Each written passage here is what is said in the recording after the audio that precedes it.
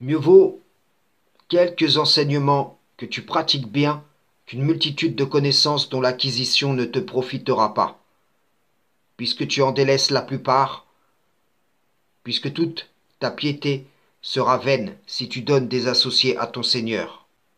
Je vais aujourd'hui, si Allah le permet, prendre en exemple les rabbins, et ce que je vais dire à leur sujet, vous pourrez le transposer sur les prêtres, les imams, une majorité de youtubeurs, de tiktokers et ainsi de suite.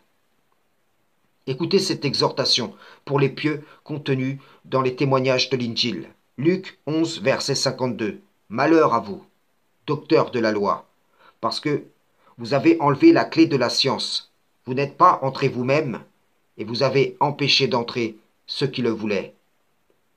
Ces paroles sont la conclusion d'une série de malédictions proférées par Issa fils de Mariam envers les fils d'Israël rebelles à l'ordre de l'Éternel qui obstruaient le sentier d'Allah, à eux-mêmes et à beaucoup de gens.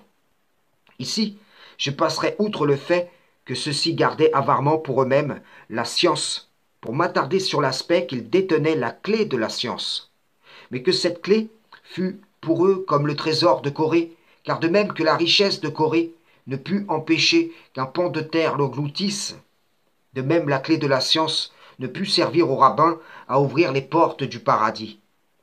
Pourtant, regardez-les jusqu'à ce jour.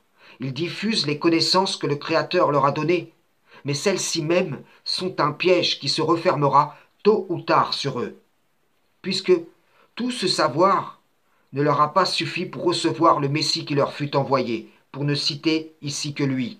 Rendez-vous compte, toute cette science dont ils exultent et qui leur vaut l'admiration d'une partie des gens ne pourra les racheter de mécroire en celui, que dis-je, en ceux qui leur a été envoyé. De même, aujourd'hui, dans une situation similaire, sont les sectes diverses et variées forgées à partir du Coran. Je vous donne conseil sincère. Ne suivez pas les traces de ceux qui vous ont précédés et dont la voie était mauvaise. Luc 11, verset 53. Quand il fut sorti de là, les scribes et les pharisiens commencèrent à le presser violemment et à le faire parler sur beaucoup de choses, lui tendant des pièges pour surprendre quelques paroles sorties de sa bouche. Voyez-vous, l'usage qu'ils firent de la science qu'ils avaient reçue de la part d'Allah, ils l'opposèrent à celui-là même qu'Allah leur a envoyé. Et en le rejetant, ils rejetèrent Allah.